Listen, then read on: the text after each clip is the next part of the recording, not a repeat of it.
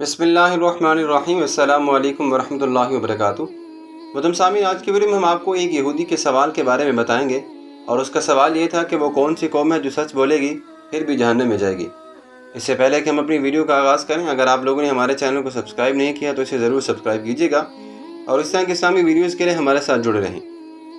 یہ یہودیوں کا ایک نامی گرامی خطیب تھا۔ اچانک اس کی زبان بند ہو گئی۔ وہ گلا پھاڑ پھاڑ کر تقریر کر رہا تھا کہ اچانک اس کی زبان بند ہو گئی۔ مجمع میں شور ہوا کہ بولیے، چپ کیوں ہو گئے؟ پھر بھی اس کے لبوں پر جیسے خاموشی کی مہر لگ چکی ہو۔ مجمع سے برابر شور بلند ہو رہا تھا کہ بولیے، چپ کیوں ہو گئے ہیں؟ اس نے کہا کہ ہم میں کوئی محمدی آ گیا ہے۔ یہ یہودیوں کا ایک نامی گرامی خطیب تھا جس کی زبان اچانک بند ہو گئی تھی اور بدحواسی کا وہ شکار ہو گیا تھا۔ لوگوں نے کہا کہ کیا اس محمدی کو قتل کر دیں؟ نہیں نہیں، قتل مت کرو۔ یہودی خطیب لرزہ بد اندام ہے اور تھر تھر کانپ رہا تھا، اور اس کی زبان لڑکھڑا رہی تھی۔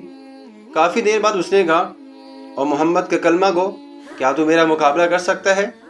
اچانک ایک بزرگ کھڑے ہوئے جنہیں دنیا حضرت بایزید بستامی رحمۃ اللہ علیہ کے نام سے یاد کرتی ہے۔ انہوں نے کہا، او یہودی، تو نے محمد مصطفیٰ صلی اللہ علیہ وآلہ وسلم کے کلمہ گو کے بارے میں سنا ہے؟ محمد صلی اللہ علیہ وآلہ وسلم کے کلمہ گو کو نہیں سنا۔ پوچھ کیا پوچھتا ہے، لیکن ایک بات یاد رکھنا کہ میں بھی تجھ سے سوال کروں گا، کیا تو جواب دے گا؟ یہودی خطیب نے کہا کہ ہاں، میں جواب دوں گا۔ حضرت بایزید بستامی رحمۃ اللہ علیہ سٹیج پر چڑھ گئے۔ یہودی اور حضرت بایزید بستامی رحمۃ اللہ علیہ دونوں آمنے سامنے تھے۔ سوالوں کا سلسلہ یہودی کی طرف سے شروع ہوا۔ اس نے کہا کہ ایک بتاؤ جس کا دوسرا نہیں۔ آپ نے فرمایا، ایک اللہ ہے، اس کے ساتھ کوئی دوسرا نہیں۔ اس نے کہا، دو بتاؤ جس کا تیسرا نہ ہو۔ آپ نے فرمایا کہ اللیل اور النہار، دن اور رات دو ہیں، اس کا تیسرا کوئی نہیں۔ اس نے کہا کہ تین بتاؤ جس کا چوتھا نہیں۔ آپ نے فرمایا، لوح، قلم اور کرسی یہ تین ہیں اور اس کا چوتھا کوئی نہیں۔ اس نے کہا کہ چار بتاؤ جس کا پانچواں کوئی نہیں۔ آپ نے فرمایا، تورات، زبور اور انجیل، قرآن مجید یہ چار ہیں اور ان کا پانچواں کوئی نہیں۔ اس نے پھر سوال کیا کہ پانچ بتاؤ جس کا چھٹا نہیں۔ تو آپ نے فرمایا کہ اللہ تبارک و تعالیٰ نے اپنے بندوں پر 5 نمازیں فرض کی ہیں، 6 نہیں۔ پھر اس نے سوال کیا کہ 6 بتاؤ جس کا 7واں نہیں۔ پھر آپ نے فرمایا کہ اللہ تبارک و تعالیٰ نے زمین و آسمان کو 6 دنوں میں پیدا کیا، زمین و آسمان بنائے، 7 نہیں۔ پھر اس نے کہا کہ 7 بتاؤ جس کا 8واں نہیں ہو۔ تو آپ نے فرمایا، الم تروا کیف خلق اللہ 7 سماوات طباقا، کہ میرا رب کہتا ہے کہ میں نے 7 آسمان بنائے، اس لیے 7 آسمان ہیں، اس کا 8واں نہیں۔ پھر اس نے سوال کیا کہ 8 بتاؤ جس کا 9واں کوئی نہ ہو۔ تو آپ نے فرمایا کہ اللہ نے قرآن میں فرمایا، وَيَحْمِلُ عَرْشَ رَبِّكَ فَوْقَهُمْ يَوْمَئِذٍ ثَمَانِيَةٌ، میرے رب کے عرش کو 8 فرشتوں نے اٹھایا ہوا ہے، 9 نے نہیں۔ پھر اس نے سوال کیا کہ وہ 9 بتاؤ جس کا 10واں کوئی نہ ہو۔ پھر آپ نے دوبارہ سوال کا جواب دیا، وَكَانَ فِي الْمَدِينَةِ 9 رَهْطٍ يُفْسِدُونَ فِي الْأَرْضِ، حضرت صالح علیہ السلام کی قوم میں 9 بڑے بڑے بدماش تھے، 10واں کوئی نہیں تھا۔ اللہ نے 9 کہا ہے۔ پھر اس نے دوبارہ سوال کیا کہ 10 بتاؤ جس کا 11واں کوئی نہ ہو۔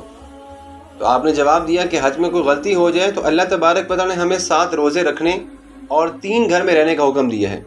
تلک عشرۃ کاملہ، یہ 10 ہیں، 11 نہیں۔ پھر اسی طرح اس کے سوالوں کا سلسلہ بڑھتا چلا گیا۔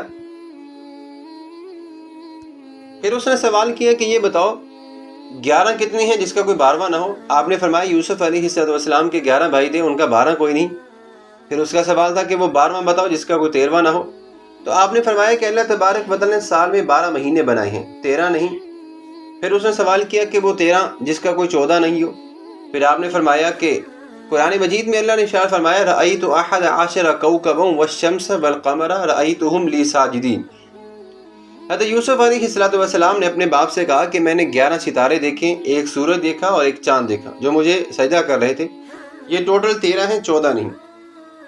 پھر اس نے مزید سوال کیا، وہ چیز بتاؤ جس کو خود اللہ تبارک و تعالیٰ نے پیدا فرمایا، پھر اسی کے بارے میں خود ہی سوال کیا۔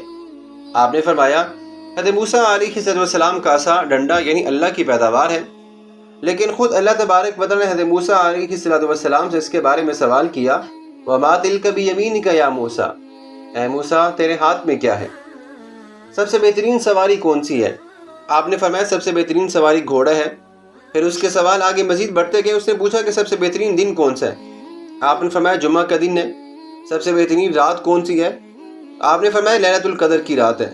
سب سے بہترین مہینہ کون سا ہے؟ تو آپ نے جواب دیا کہ رمضان المبارک کا بابرکت مہینہ ہے۔ پھر اس نے سوال کیا کہ وہ کون سی چیز ہے جس کو اللہ نے پیدا کر کے اس کی عظمت کا اقرار فرمایا؟ آپ نے فرمایا کہ اللہ تبارک و تعالی نے عورت کو پیدا کیا اور اس کے پھر عظمت کا اقرار کیا۔ حضور اکرم صلی اللہ علیہ وآلہ وسلم نے فرمایا کہ میں نے نہیں دیکھا کہ بڑے سے بڑے عقل مند کے قدم اکھاڑنے والی ہو اور وہ کوئی اور چیز ہو۔ پھر اس طرح اس نے یہ سوال کیا کہ وہ کون سی چیز ہے جو بے جان ہے مگر سانس لیتی ہے؟ تو آپ نے فرمایا کہ اللہ نے فرمایا کہ مجھے صبح کی قسم جب وہ سانس لیتی ہے۔ پھر اس نے سوال کیا کہ وہ کون سی چیزیں ہیں جنہیں اللہ تبارک و تعالی نے اپنی اطاعت کا حکم دیا اور ان سے بات بھی کی؟ تو آپ نے جواب دیا 7 آسمان اور 7 زمینیں۔ پھر اس نے یہ سوال کیا کہ وہ کون سی بے جان چیز ہے کہ جس نے بے جان ہو کے بھی بیت اللہ کا طواف کیا؟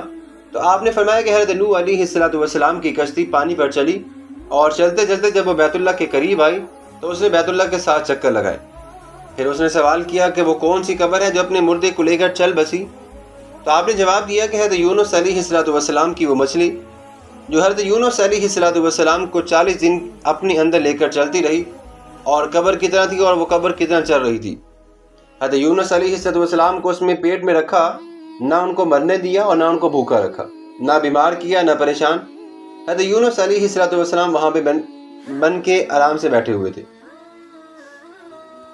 پھر اس نے سوال کیا کہ وہ کون سی قوم ہے جو سچ بولے گی پھر بھی جہنم میں جائے گی؟